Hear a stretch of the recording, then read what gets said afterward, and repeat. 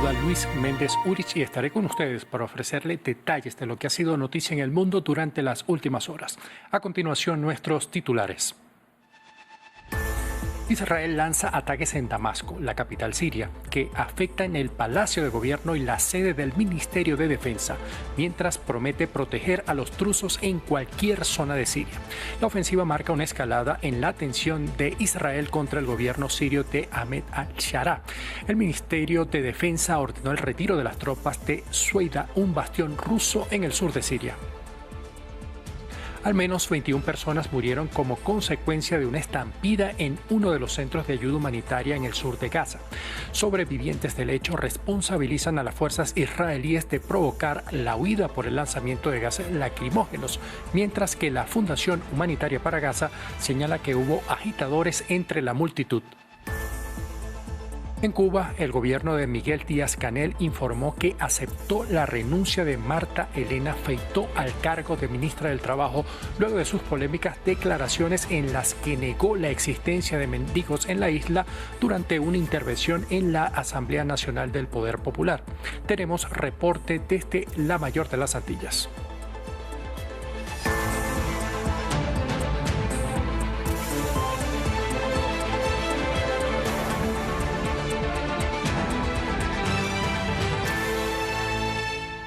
Tras una jornada donde Israel atacó la capital siria, Damasco, causando daños en el Palacio Presidencial y el Ministerio de Defensa, las autoridades sirias anunciaron la retirada de sus tropas de la localidad de Sueida.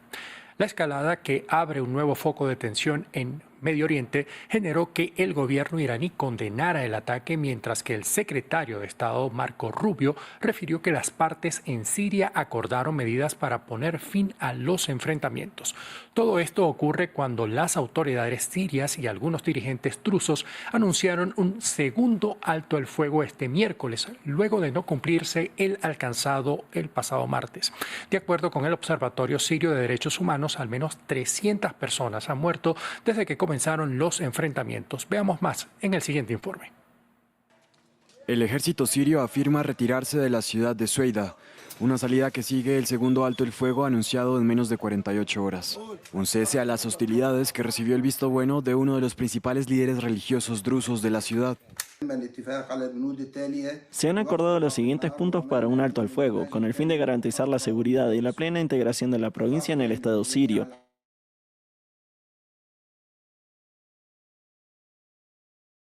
De todas las partes de cesar todas las de seguridad y sus puestos de control y el regreso de las unidades del ejército a sus cuarteles.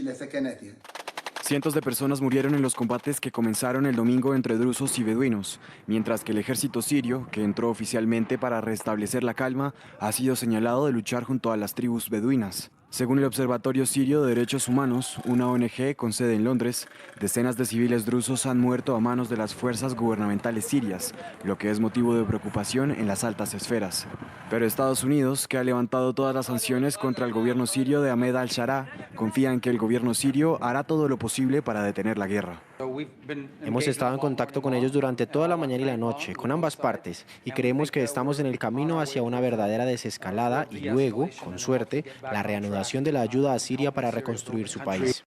Previamente, Israel había atacado la ciudad de Damasco, como muestran estas imágenes, filmadas en directo por la televisión kurda. Aquí, bajo una nube de humo, la entrada al cuartel general del ejército sirio.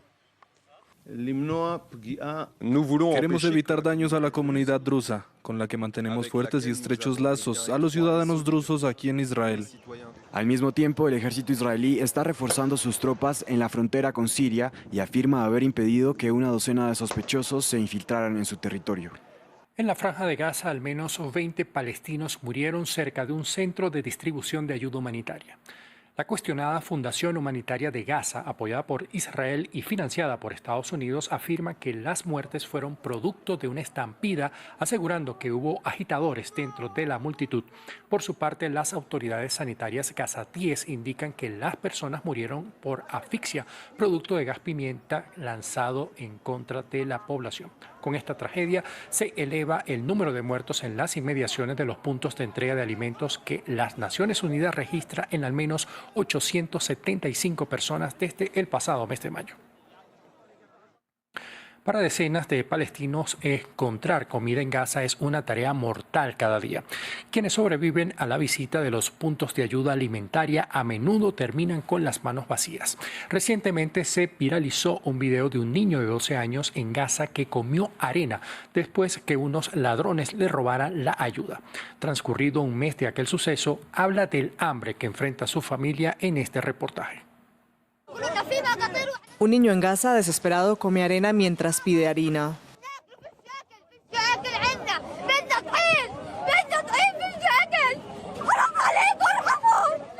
Publicado en junio, el video se volvió viral.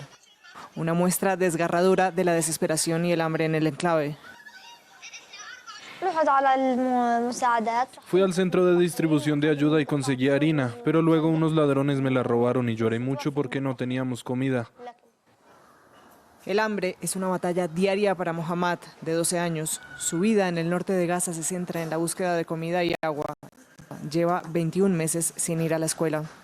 Su padre quedó afectado tras ver a su hijo en esa situación.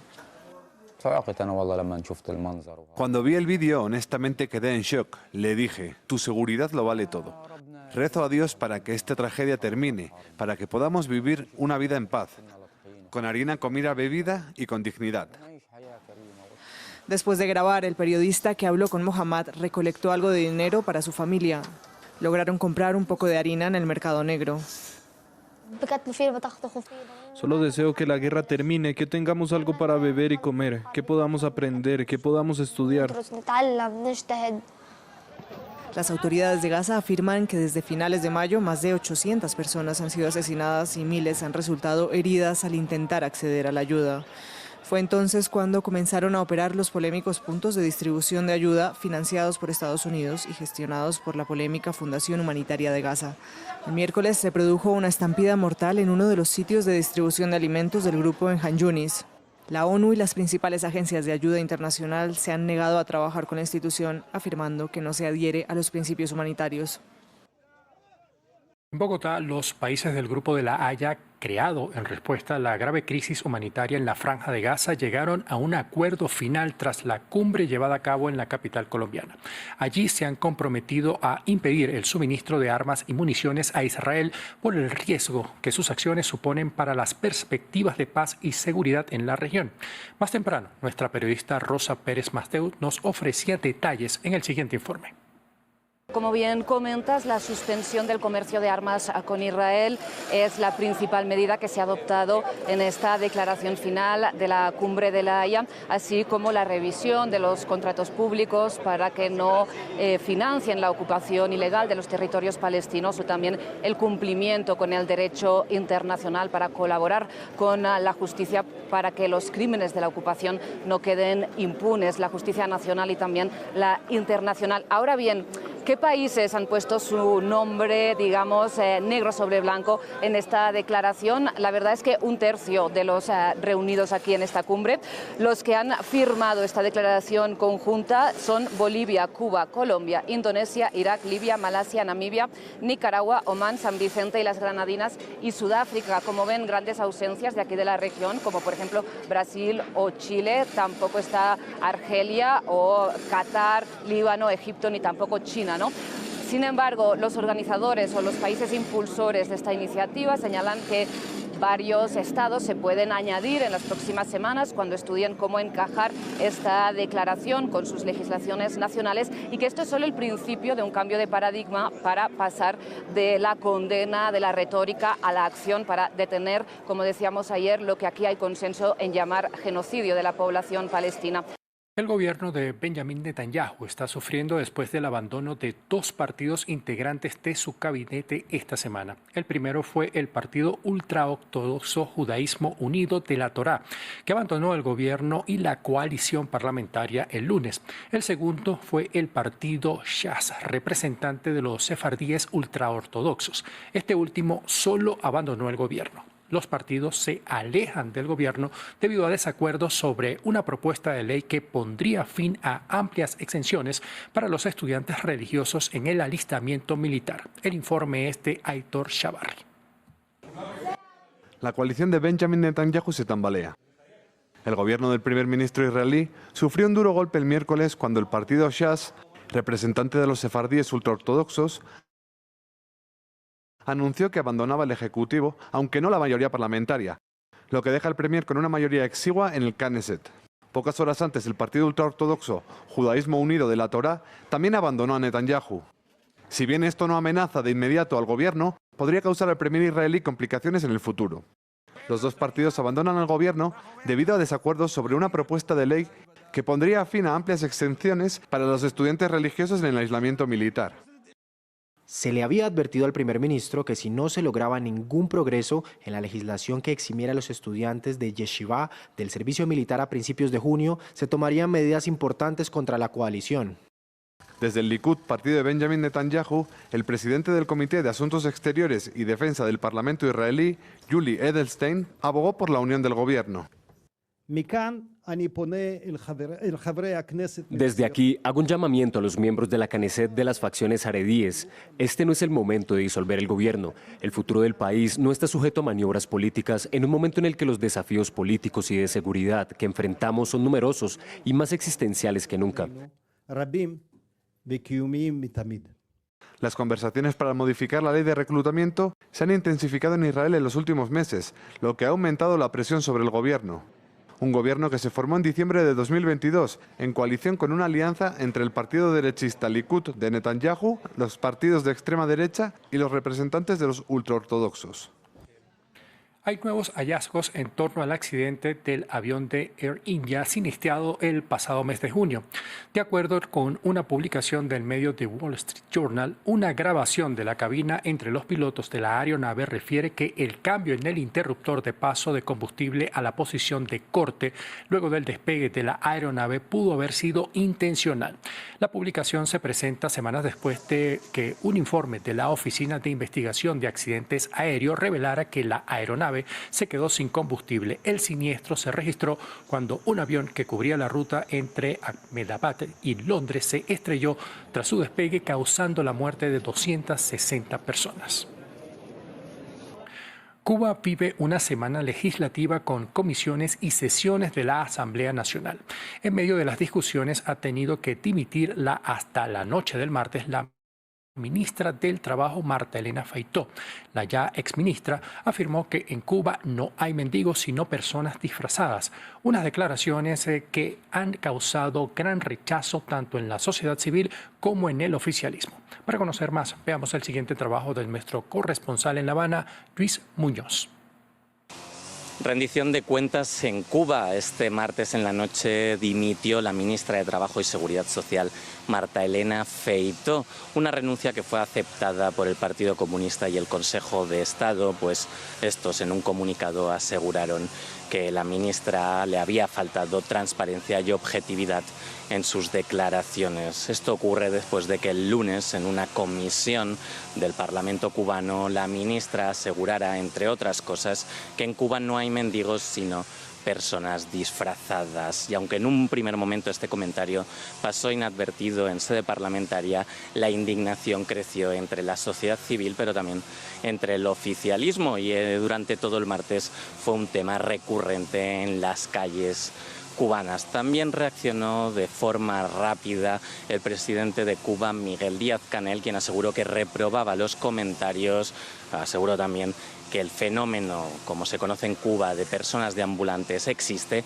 y que un principio de la revolución que no hay que olvidar es que nadie puede quedar atrás. Todo esto muestra la difícil situación de la economía cubana, pues este fenómeno de las personas deambulantes, como se conoce en el país, se ha intensificado en los últimos años, fruto de los efectos que todavía se viven de la pandemia de COVID-19, el aumento de las sanciones estadounidenses y también por parte de las debilidades internas que tiene la economía cubana.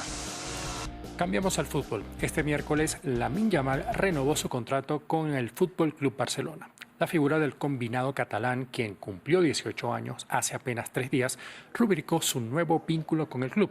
Yamal extendió la prolongación de su contrato hasta 2031 y posó con la camiseta número 10 que utilizaron en el pasado figuras como Ronaldinho y Lionel Messi. El joven se refirió a las críticas por la polémica celebración de su cumpleaños número 18, dejando claro que separa su vida en el Barcelona con su vida personal. Hasta aquí el presente bloque de noticias. Continúen con más de la programación de France 24 en español. Bien, gracias. Así hemos visto, amigos y amigas. Buenos días. Otra vez un cordial saludo desde los Estados Unidos y desde Bolivia de manera simultánea. Así estamos viendo el panorama internacional, lo que ha sucedido en las últimas horas. Llama la atención, sin duda, el conflicto de Oriente Medio, todo lo que está pasando en la Franja de Gaza, estos embates entre lo que significa la política, la religiosidad, y temas tan largos entre naciones que todavía generan. Aquí en los Estados Unidos, amigos y amigas, un tema muy importante, sin duda, que es el tema de inmigración. En las últimas horas, la congresista María Elvira Salazar, que es del Partido de los Republicanos, del partido de Donald Trump, ha hecho conocer una propuesta que para muchos serían una luz, una esperanza para millones de inmigrantes que tienen un estatus legal diferente. María Elvira Salazar es una congresista republicana, lo reitero, y en las últimas horas dio a conocer esta propuesta que para muchos sería la solución o una solución al conflicto de inmigración aquí en los Estados Unidos, sobre todo para la comunidad latina. María Elvira Salazar es una republicana, lo reitero, de origen hispano. Quiero agradecer a todos los miembros, 20 en total, que se han unido como coautores originales en esta lucha. Se necesita mucho valor para dar un paso al frente y decir que uno quiere ser parte de la solución, especialmente en el tema de inmigración, uno de los temas más difíciles del país. Y quiero expresarle mi más profundo agradecimiento a todos ustedes que están detrás de mí. Muchas gracias, específicamente a Verónica Escobar, que ha sido mi co-lead en esta lucha. La economía de los Estados Unidos es el motor más potente de prosperidad que haya conocido la humanidad jamás. Y acabamos de firmar el Big Beautiful Bill, marcando el comienzo de una era de oro en la historia de este país. Pero aún tenemos una sombra que se cierne sobre la economía, nuestro sistema de inmigración. Por eso estamos hoy aquí para presentar la Ley Dignidad. La Ley Dignidad no es amnistía. La Ley Dignidad no otorga un camino a la ciudadanía a nadie. La Ley Dignidad es la forma salomónica de solucionar un problema de 40 años. La semana pasada nosotros asignamos 150.000 millones de dólares para asegurar la frontera sur. Pero todavía dentro de este país tenemos millones y millones de personas que por años han trabajado en la construcción, en los hoteles, en los campos, en las lecherías, en la pesca, en los mataderos. Gente sin papeles, pero sin un récord criminal. Serán indocumentados, pero no son delincuentes. Son seres humanos que son invisibles para muchos estadounidenses que no lo conocen, pero sin ellos en los campos no vamos a tener comida al final de esta semana. Si rompieron la ley, sí la rompieron, pero quedaron porque otras personas que los necesitaban, otros empleadores le dieron trabajo, porque necesitaron esas manos y las siguen necesitando ahora, gente que todavía se necesita. Es un círculo vicioso que hay que romper. La propia secretaria de Homeland Security lo dijo, que el Congreso tenía que escribir alguna ley para solucionar este problema. Bueno, señora secretaria, la ley está aquí y se llama la Ley Dignidad.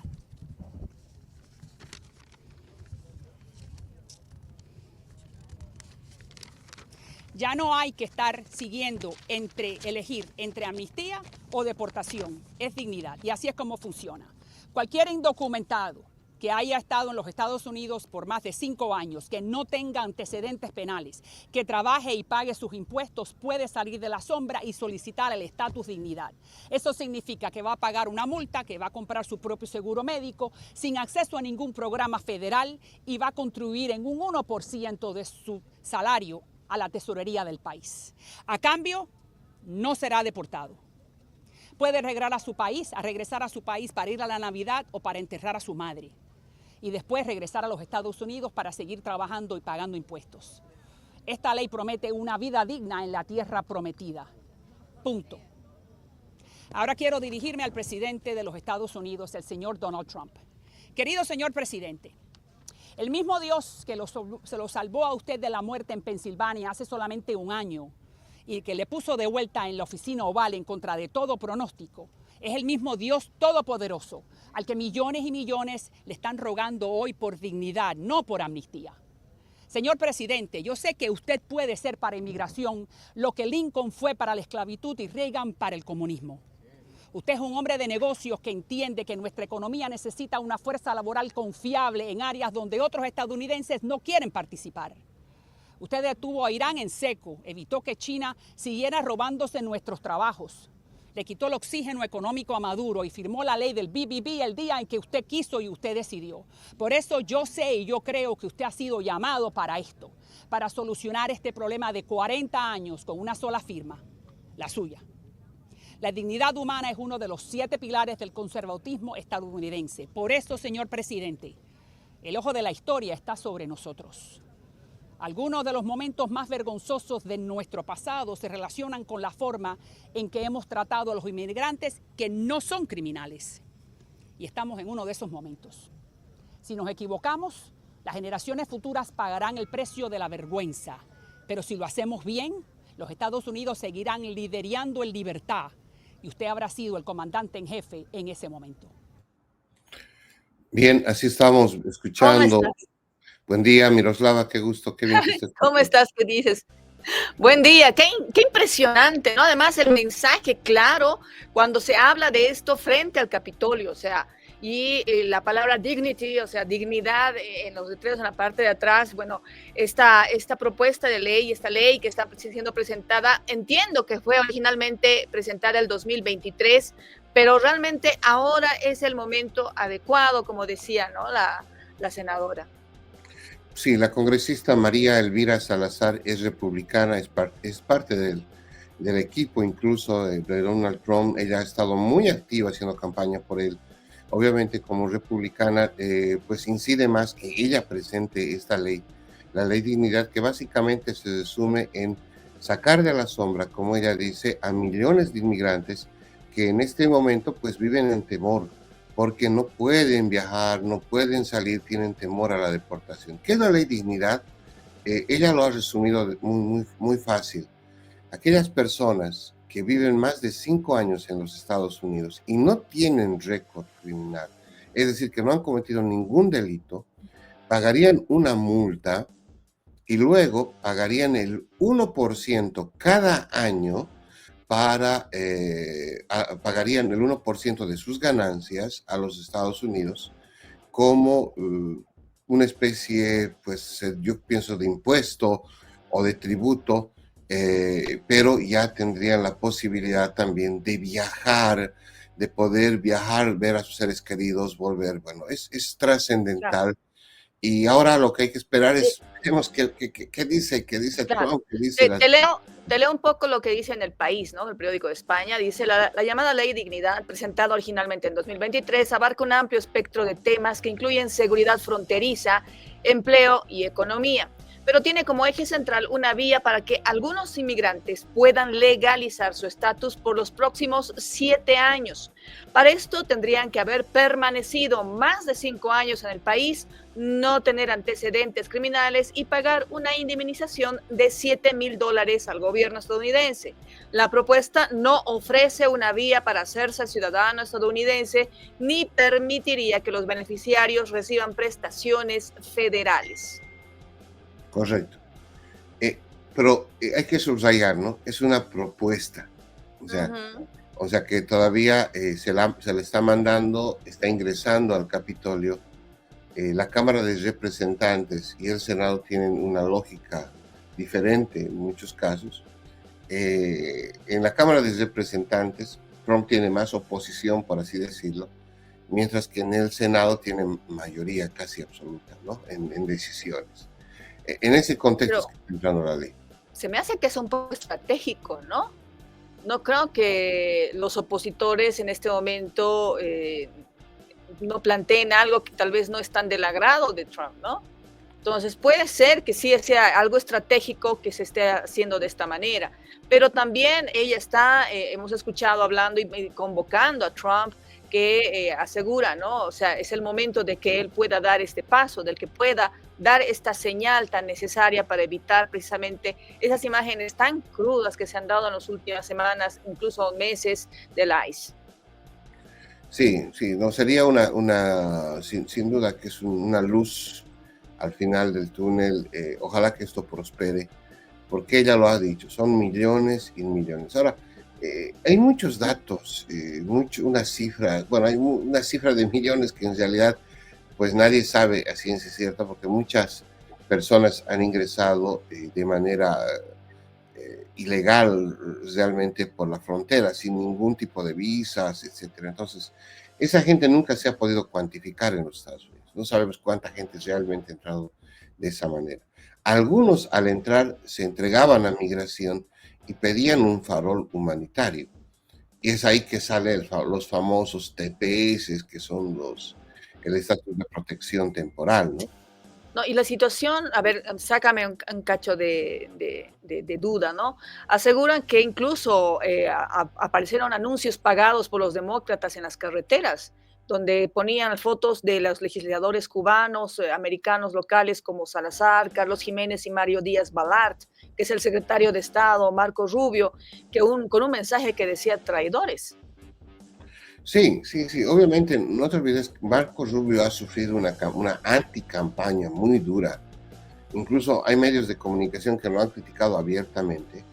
Y porque el origen de Marco Rubio, como todos sabemos, es pues, inmigrante. Él llega a vivir en los Estados Unidos de una familia que también ha vivido lo que muchos aquí en este país. Entonces, se le decía cómo es posible que un hombre que ha vivido, que ha sentido esto, sea tan indolente. Entonces, pero Marco Rubio siempre ha estado explicando, ha dado su visión sobre el tema, pero Marco Rubio es un líder local, acá, siendo acá en Turquía. De todas maneras, esto es parte, digamos, de lo mediático, de la relación de fuerzas, ¿no? Lo que yo quisiera subrayar de María Elvira Salazar, uno, que es del partido de Trump. Dos, yo también veo lo que tú estás viendo entre líneas, Miroslava. Cómo ella se anima a presentar una ley tomando en cuenta la hegemonía del Partido Republicano en muchas cosas. Yo pienso, es más, yo me animaría a decir, y que me corrijan las personas que tengan mayor información, yo diría que hasta la congresista, la senadora, ha coordinado con la administración misma para hacer esta. De hecho, el país titula la nota una propuesta bipartidista. Bueno, cuando hablas bipartidista, hablas de los demócratas también, ¿no? Pero en el caso de los demócratas, te cuento que también están divididos. Yo estuve hablando en las últimas horas con los senadores, sobre todo demócratas, y hay visiones bien encontradas entre ellos mismos sobre el tema de inmigración. Bueno, de todas maneras... A mi modo de ver, en temas políticos, en el legislativo, o sea, es mi modo de ver, no es solo aquí, es en todo el mundo, un congresista, un viejo lobo de mar en Congreso, hace números. Tiene que hacer números, no puede lanzarse al estrellato así fácilmente y decir, voy a presentar esto, voy a hacer esto y que me aprueben. No, hace números. Y hace números en muchos sentidos, hace números porque han hecho lobby. Además de haber hecho lobby, han hablado con los jefes de los partidos o han hablado con personas allegadas a los jefes de partidos. Y aparte de eso, de los números, hablamos de muchos números. Sí. Sí, sí, es esa futurología en la política. Bueno, te propongo, Miroslava, que cambiemos de tema. Mira, en las últimas horas el Bitcoin ha superado los $100,000 hace una semana, $120,000 por Bitcoin. O sea, mucha gente ha ganado un buen dinero. Pues sí, pues sí. Y yo me acuerdo... Esos son los momentos... estos son los momentos en los cuales recurro a las novelas chinas, esas películas chinas en las cuales uno renace y decide invertir en los Bitcoin, porque por adelantado supo que iban a subir. Bueno, pero entre la ficción y la realidad te cuento de que El Salvador, como tú sabes, como la audiencia lo Claro, sabe, está con los Bitcoin. El Salvador en su momento, Nayib Bukele quería que sea el Bitcoin sea su moneda oficial. Sí. El Fondo Monetario Internacional le dijo no. Es un renacido. Y la Reserva Federal prácticamente pues rechazó este tema de que los dólares se cambien de esa manera, porque incluso en El Salvador, en San Salvador, en la capital, yo veía que se inauguraron incluso unos cajeros automáticos donde tú podías meter la moneda, el dólar, y te daban bitcoins, podías pagar facturas con bitcoins, etcétera. Entonces, ya habían cajeros, incluso el sistema de cajeros automáticos Sí, funcionaban. lo vi. Es pues es un avance, ¿no? Es un progreso que busca un país, no como por ejemplo en Bolivia, que hasta el día de hoy no podemos utilizar PayPal. PayPal solo nos sirve para pagar al exterior, no para recibir dinero, y hay mucha gente que hace consultorías y trabajos en otros países y lo hacen de forma virtual. Entonces, no hay un método más allá de Western Union, que tiene un límite de máximo de $200, $300 de recepción de dólares, de dinero mensual, ni siquiera mensual.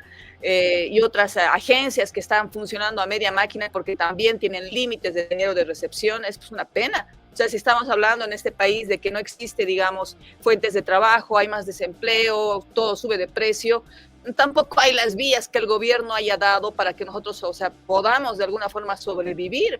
Esa es la situación en algunos países latinoamericanos, para poner contexto a muchas otras personas, en los cuales, bueno, hay algunas herramientas y facilidades que no son tan fáciles de tenerlas, y bueno, El Salvador estaba dando ese paso y tú nos estás contando y ratificando, ¿no es cierto?, que ha encontrado algunos peros, ¿no? Sí, eso ha durado como un par de meses. Se ha suspendido y en esa época justamente estaba la reelección de Nayib Bukele y bueno, El Salvador dejó de operar. Pero muchos salvadoreños aquí en la comunidad hispana, te cuento de que yo les decía, pues, y tú, siempre uno anda mirando el teléfono y le decía, ¿qué hay de nuevo? Y me decían, no, José Antonio, estoy viendo cómo está el Bitcoin.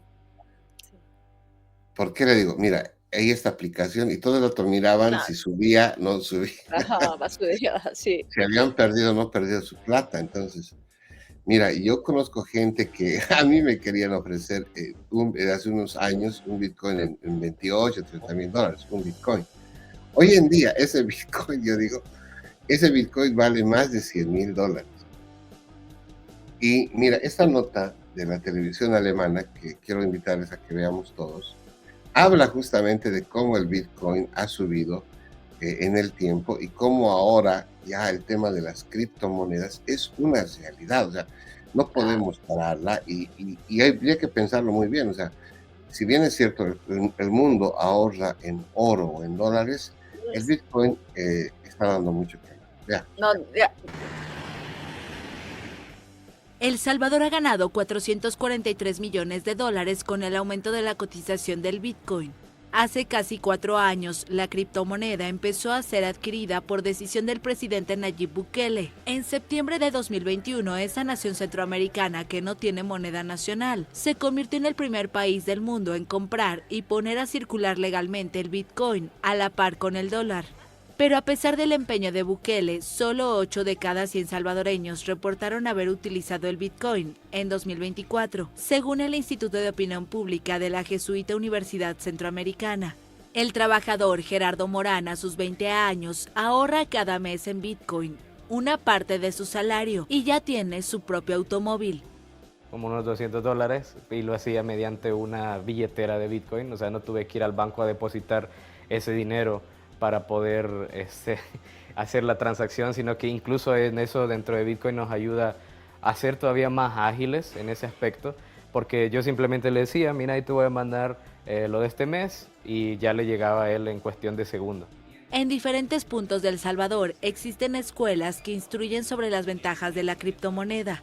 Lo más difícil para un estudiante es el miedo de expandirse a nuevos conocimientos. Porque nosotros cuando estamos estudiando algo, cualquier cosa, tenemos ese miedo de que posiblemente sea bueno para mi vida o sea malo.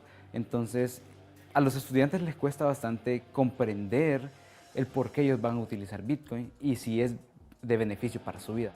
El Salvador acumula 6.240 bitcoins, equivalentes a 740,7 millones de dólares, según la estatal Oficina Nacional del Bitcoin. Ahorra para gastarlo. ¿Qué tal? Es una lección, ¿no? O sea, qué importante es la educación financiera. Y no la educación financiera cuando sales de la universidad, en colegio. En la China, en el Asia, la educación financiera la dan desde la escuela. O sea, estas personas, llega un momento dado que incluso hay muchachos que salen de colegio ya con inversiones, ya con negocios. Entonces, es cierto que hay esas novelas que dicen, tienes dos caminos, o renacer usando tus conocimientos para volver al pasado y ir a hacer tus inversiones, o arriesgarte. Entonces, uno tiene que seguir la intuición y arriesgarse en algunas cosas. Esa es la lección importante para cualquier persona en cualquier parte del mundo. ¿Qué novela coreana estás mirando? A mí me encantan las que hablan de temas financieros. Sí, no. Yo evito, porque eso implica trasnochadas, porque yo soy de los que quieren saber. Yo soy de las que recorre así, ay, qué aburrido, ¡ting! 5 minutos, ¡ting! Ya listo, en medio hora terminado, ya sé de qué trata. Ya. Bien, pero mira, el Bitcoin es una realidad.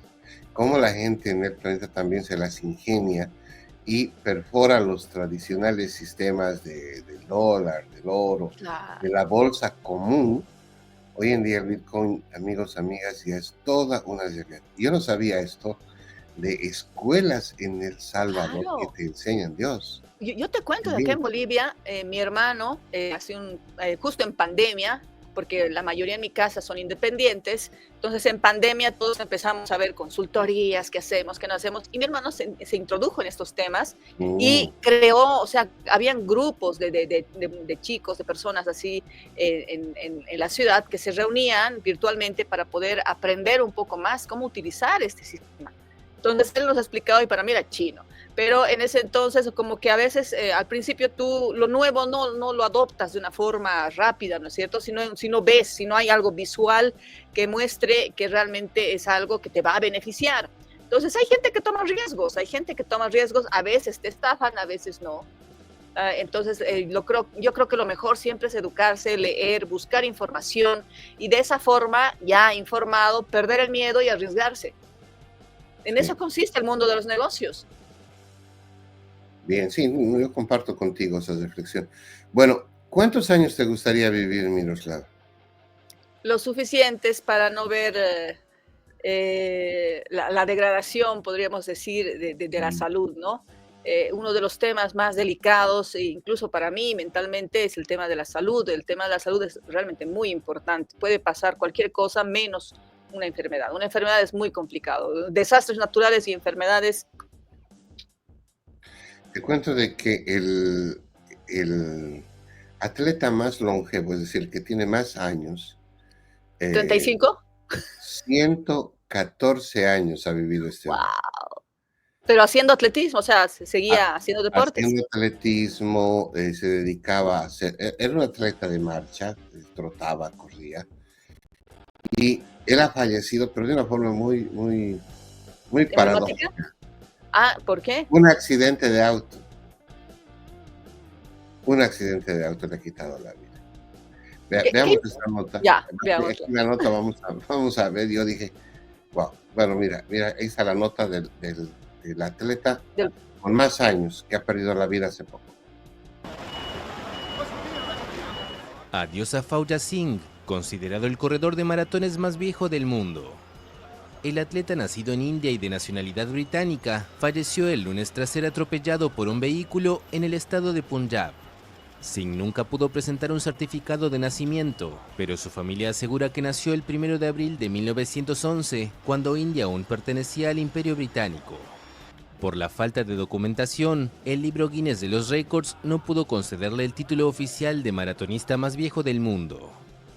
Apodado Tornado con Turbante, causó sensación cuando a sus 89 años decidió ejercitarse corriendo maratones, inspirado por las transmisiones televisivas. Portó la llama olímpica en 2004 y 2012 y corrió maratones completos hasta los 100 años. Su última carrera fue una prueba de 10 kilómetros en el Maratón de Hong Kong de 2013, cuando tenía 101 años. En ese entonces terminó la carrera en 1 hora, 32 minutos y 28 segundos.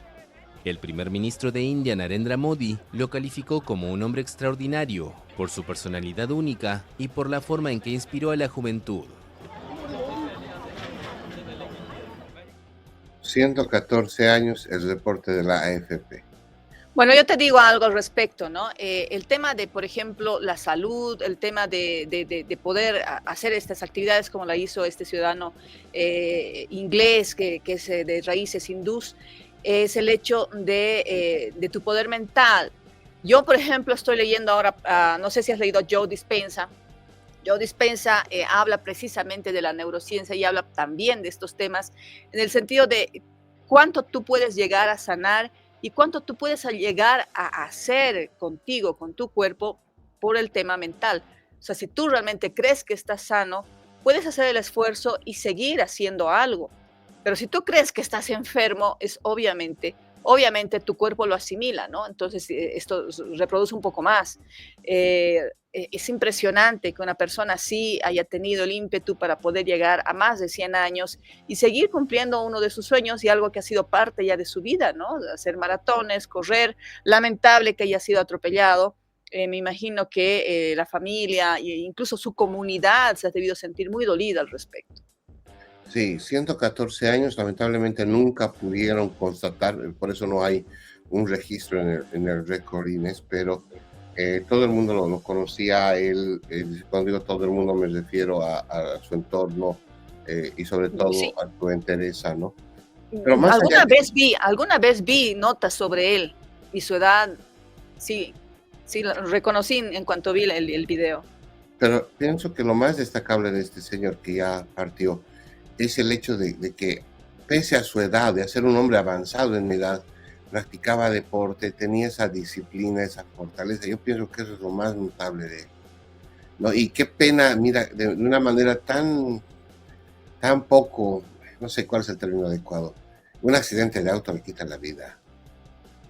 Bueno, él vivió, yo pienso, vivió muy feliz por todo lo que él hacía, por todo lo que él quería. Bueno, gracias a los amigos de Bolivia que me mandan a veces mensajes de WhatsApp. Gracias por seguir nuestras transmisiones. Y también, si quieren, comenten en Facebook, si quieren, estamos saliendo en vivo en todas las plataformas, en Miroslava Fernández, en sus redes sociales, y también en... Bien, Miroslava, ¿te parece que hablemos de nuestra amada Bolivia? Te cuento que ayer aquí en la Embajada de Bolivia, en Washington, hubo baile, estuvimos ahí con la comunidad. 16 de julio. 16 de julio, comimos fricasé. Y ¡Qué bien! Mando saludos a Sarita. Ella siempre es una de las, es parte del cuerpo diplomático de la embajada, que se esmera por cocinar para la comunidad. Bueno, Han tenido que llevar chuño, ¿no? Pues no, aquí creo que Mote, chuño. No, aquí te cuento que... No, pero no hay en los mercados eso, o sea, son personas que lleven, que traen, o sea, traen a Estados Unidos, ¿no? Desde Bolivia. Mira, te sorprendería la última época. Hay muchos productos andinos que tienen certificación de la FDA, que es una especie como de SENASAC. Aquí encuentras el mote tradicional cochabambino con FDA. O sea, ya hoy en día lo procesan. Eso es bueno. Sí. Entendía que también podías encontrar guacataya, ¿no? No había quirquiña, pero sí se encontraba guacataya. El tema es de que aquí en los jardines la gente se ha dado la manera de plantar. Plantan en los jardines y el otro día ese olor tan delicioso para mi paladar como es la quirquiña, yo lo sentí, wow. Me dijo, no, es del jardín de acá, y me mostraron las matas que habían sabido. Como los dibujos animados, empezaste a volar, así. Sí, un poquito.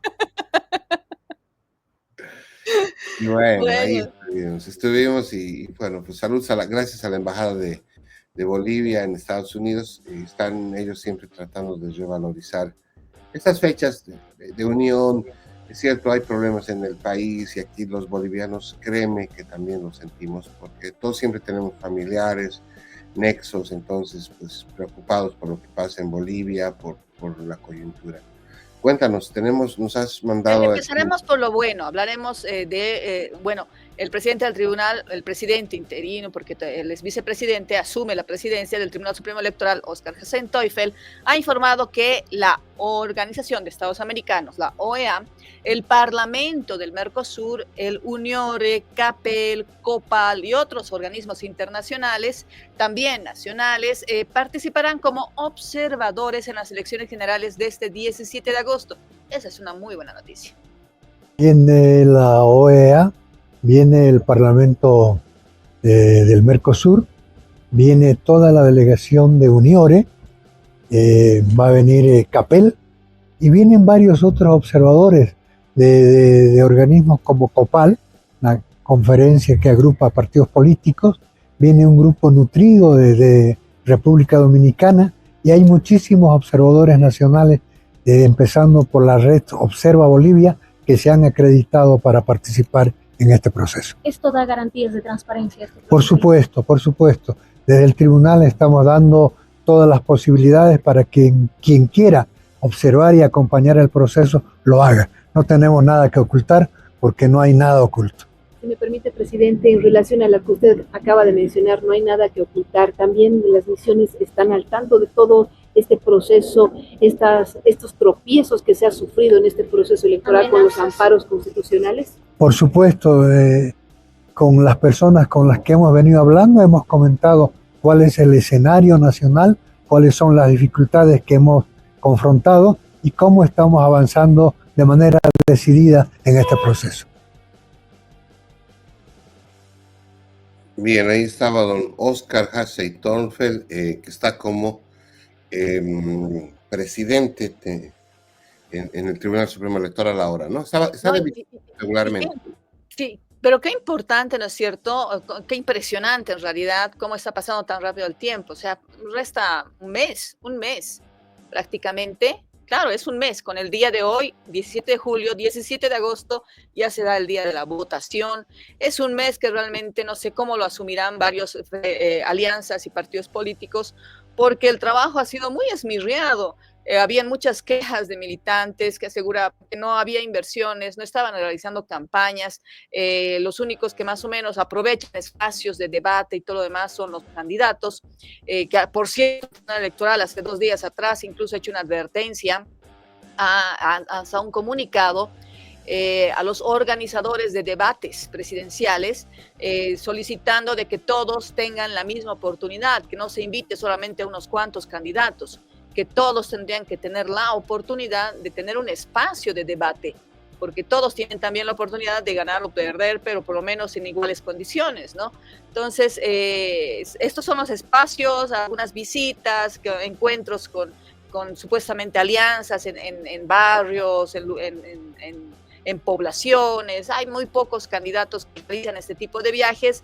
La gran parte están haciendo su trabajo citadino, se podría decir. Bueno, me parece muy bien esto de la OEA, sobre todo de estos observadores. Vamos a tratar de, acá nosotros estamos muy cerca de la OEA justamente, y bueno, vamos a buscar al representante, al director de esta área.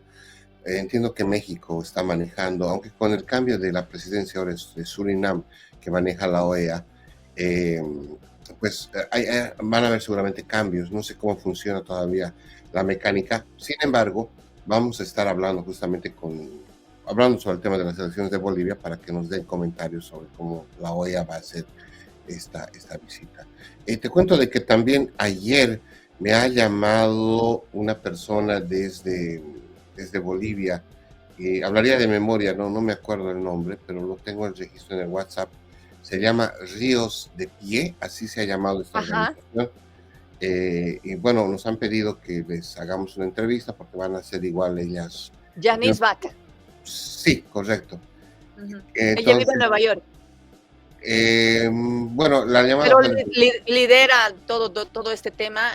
Creo que están con el tema del voto ciudadano para poder hacer un control del voto ciudadano, que es muy importante, ¿no es cierto? Tomando en cuenta lo que ha acontecido el 2020 y el 2019. Bueno, y vamos a coordinar una entrevista con ellos, este grupo, más adelante. Nos han llamado justamente para pedir este espacio y nosotros con el mayor agrado, pues lo planificaremos para los siguientes días, Miroslava. Perfecto. Bien. Además que Yanis, a mí me encanta hacer entrevistas con Yanis, tiene muchas temáticas y hace un trabajo muy de activista muy fuerte en los Estados Unidos, hablando de Bolivia. Pues fantástico. Este espacio justamente es para eso. Así que llámenos, pidan su espacio, no tiene costo, es de manera gratuita, obviamente. Todo lo que significa información, por supuesto, para la comunidad, es lo que nosotros hacemos. Mira, Miroslava, me has pasado esto que he leído apenitas. Sí, pero primero pongamos la nota del fiscal para hacer un preámbulo más o menos. El fiscal general del Estado el día de ayer ha realizado una conferencia de prensa en la cual, bueno, habla de Evo Morales, que tiene que afrontar o afrontará un nuevo proceso penal por presuntas amenazas al proceso electoral, mientras que el fiscal general también confirmó que las investigaciones en Tarija de trata y tráfico siguen vigentes. Entonces, la situación, según ellos, no ha descansado para de alguna forma llevar ante la justicia, ¿no es cierto?, al expresidente. En el Departamento de La Paz, nuevo también emergente de diferentes declaraciones que se ha vertido en su momento por parte del mismo, como también se tiene el proceso penal que se le sigue en el departamento de Tarija, en el cual, conforme al mandamiento de aprehensión que en su momento libró una autoridad jurisdiccional de fecha 17 de marzo del 2025, dicho mandamiento de aprehensión se encuentra vigente. Dicho mandamiento de aprehensión tiene que ser ejecutado por la Policía Boliviana y el Ministerio Público va a estar presente siempre y cuando se precise el ejecutar cualquier allanamiento, por ejemplo, para dar cumplimiento a esta orden de aprehensión emanada por una autoridad jurisdiccional. ¿Fruto de qué? Fruto de una rebeldía que se ha dictado en contra de esta persona en su momento. No, son los delitos que ustedes conocen, ¿no? Ya en su momento, el tema del artículo 281 bis del Código de Procedimiento Penal, que habla de la trata de personas establecidas en el Código Penal. Ahí lo teníamos. Él es el fiscal general, ¿no, Miroslava? Ajá, es el fiscal general del Estado y bueno, él hace referencia precisamente a unos ampliados que se han realizado en el trópico de Cochabamba, donde Evo Morales aseguraba que iban a impedir, primero, en primera instancia, que se realice una campaña electoral y se dé un día electoral el 17 de agosto en el área rural, en el área donde él tiene una muy fuerte presencia. Y bueno, recordaremos un cacho que a él se ha sumado la señora Nina, que, bueno, ha hecho unas declaraciones realmente, podríamos decir, lapidarias, unas declaraciones subidas de tono en el momento de hablar que el día 17 de agosto no se recogerán votos y no se recogerán muertos. Es una amenaza muy, muy frontal. Entonces, ahora sí podríamos poner esta imagen.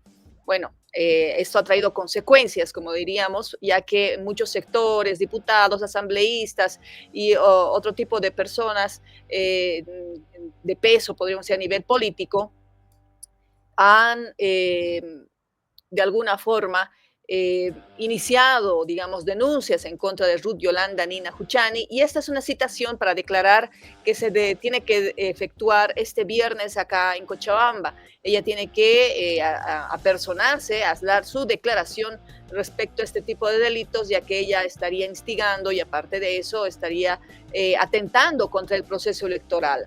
Obviamente Ruth Nina ahora sí ha aparecido en varios medios de comunicación entrevistada, sigue siendo frontal, sigue asegurando de que ella no va a desdecir esas sus palabras. Y bueno, el PANBOL, hay un comunicado de PANBOL que está pidiendo garantías para Ruth Nina para poder ir a declarar precisamente el viernes. Entonces es algo paradójico, podríamos decir, porque ella no está dando garantías al ciudadano boliviano para ir a votar, pero sí está dando garantías para ir a declarar.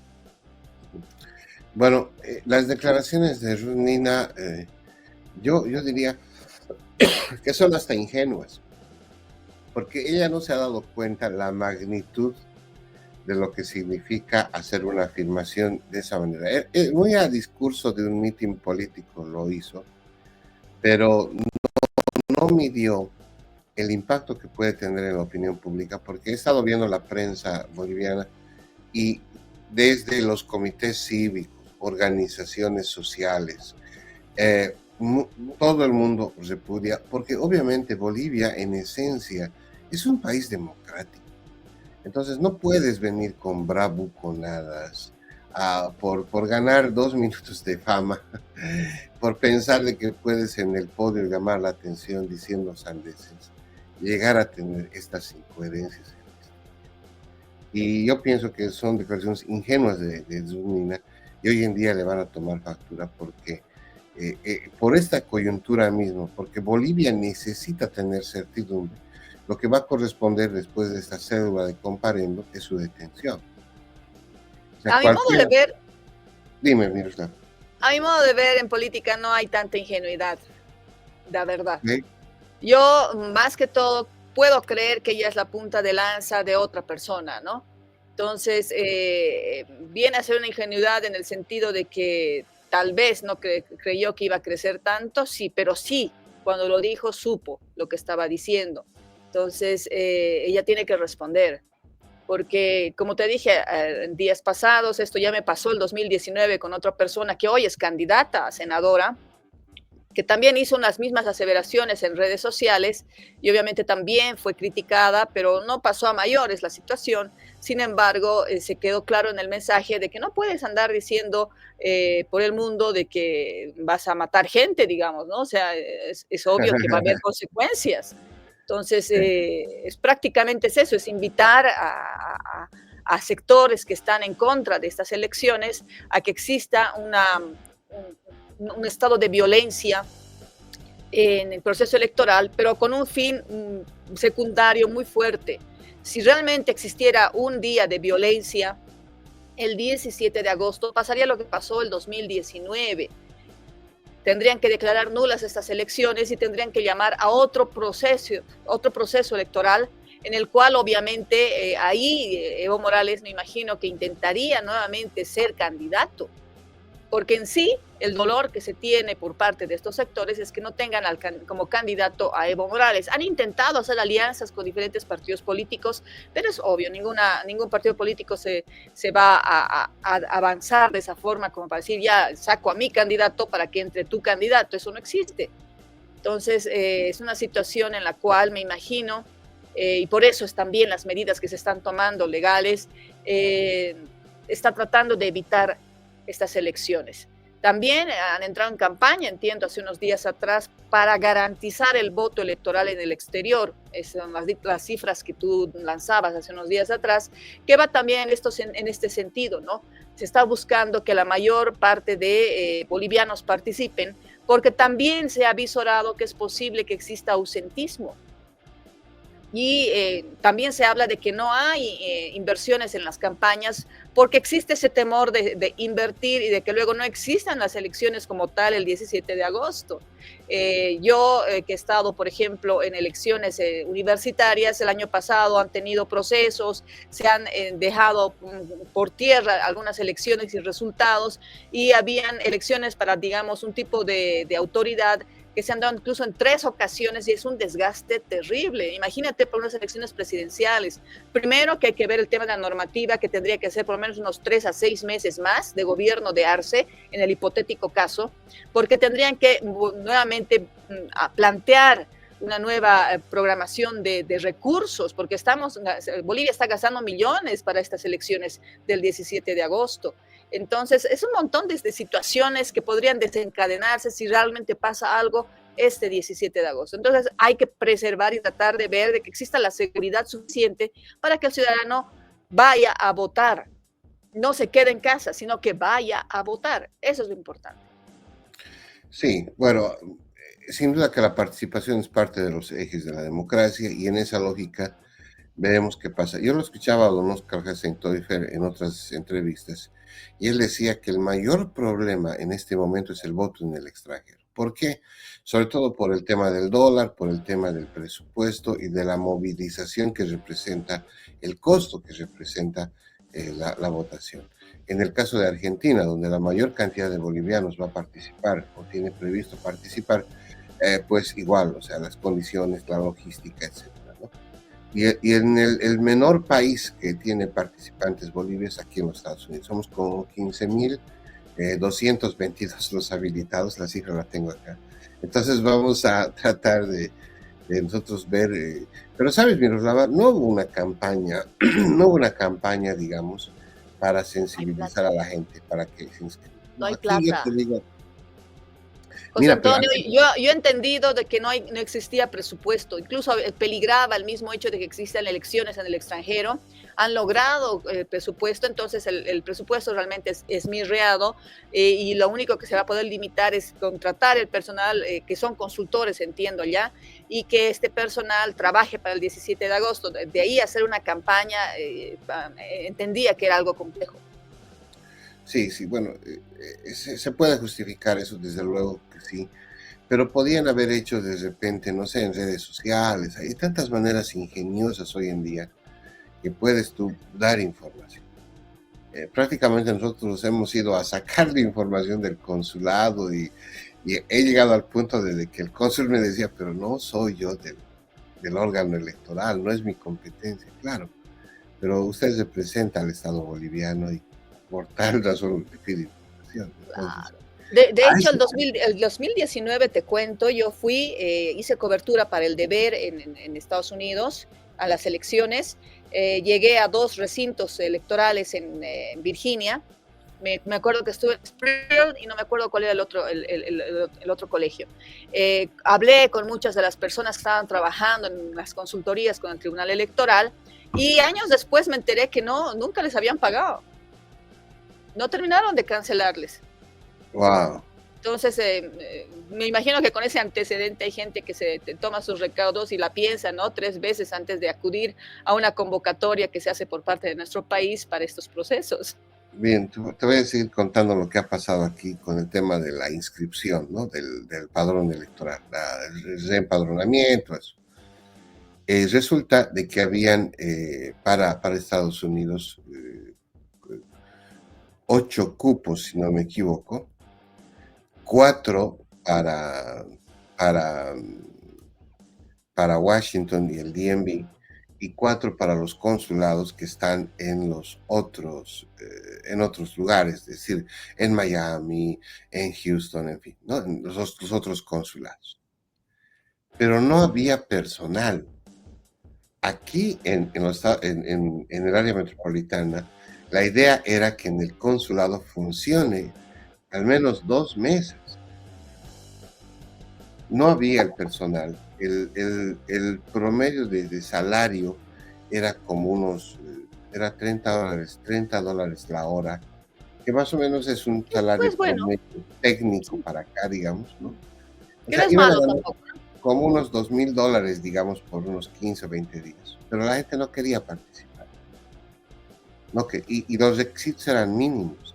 Te pedían ser bachiller, tener formación de haber terminado la escuela, el colegio, y ya estabas habilitado para ello.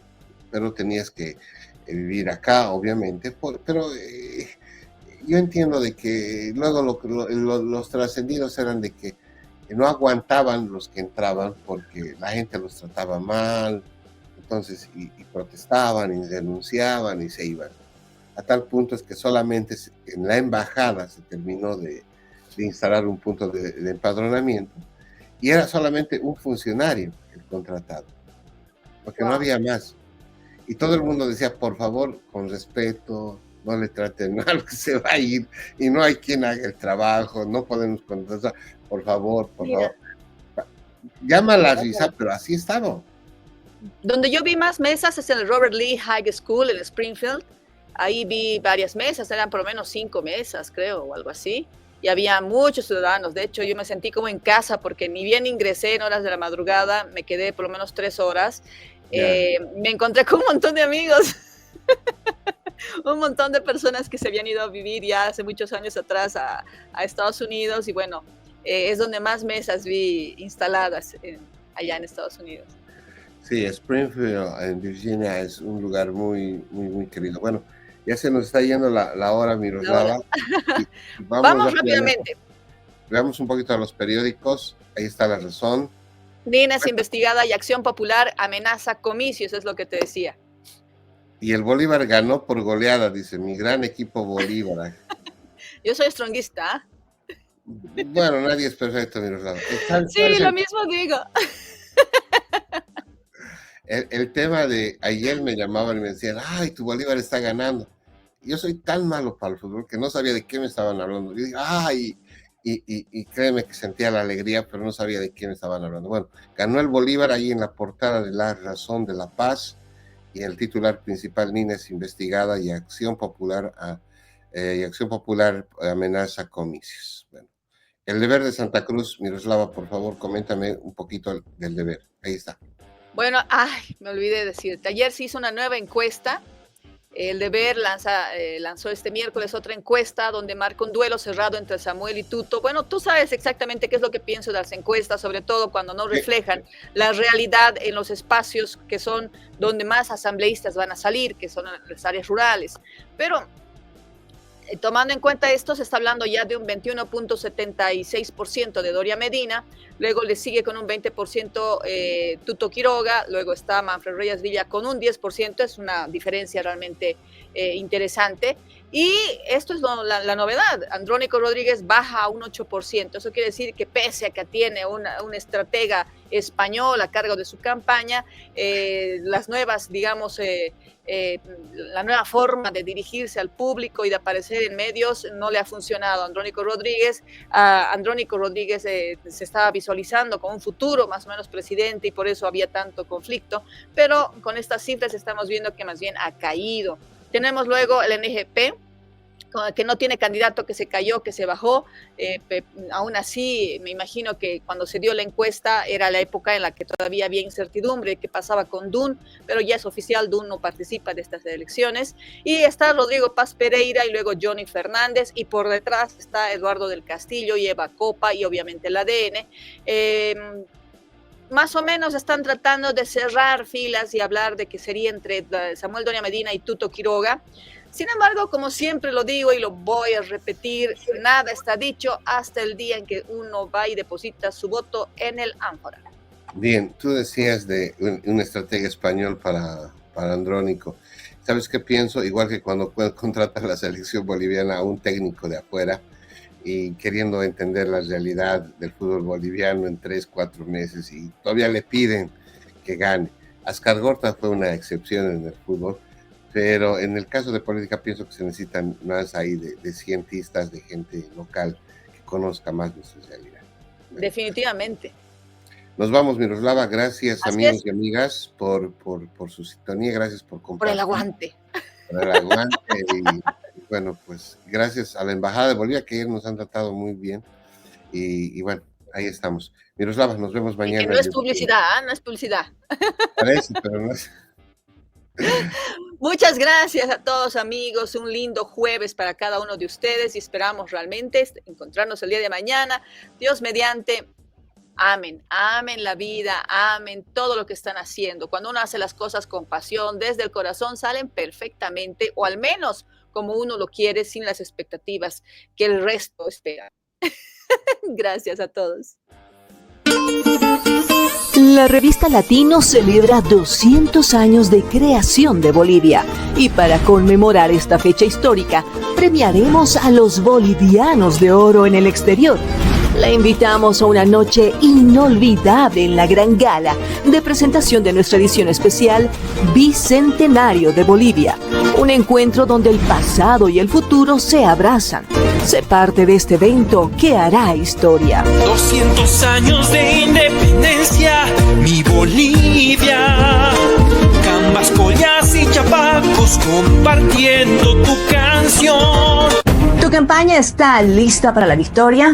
Cardisa y Analítica es tu socio estratégico con análisis de Big Data e inteligencia artificial. Transformamos el ruido de las redes en información clave para tu triunfo. Ofrecemos asesoría política integral, servicios de analítica de vanguardia, libros especializados y capacitación exclusiva. Con Cardisa y Analítica no solo compites, ganas. Contáctanos.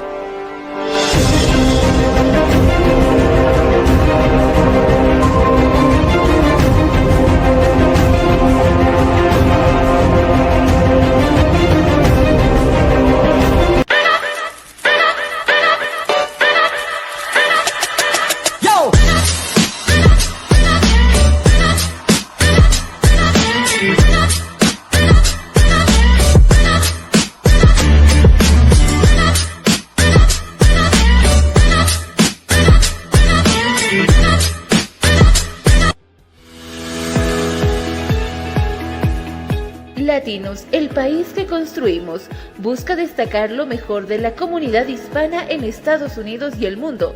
Todos los días te informamos por nuestra red multimedia. Y no te olvides buscar nuestra edición impresa de forma gratuita todos los meses.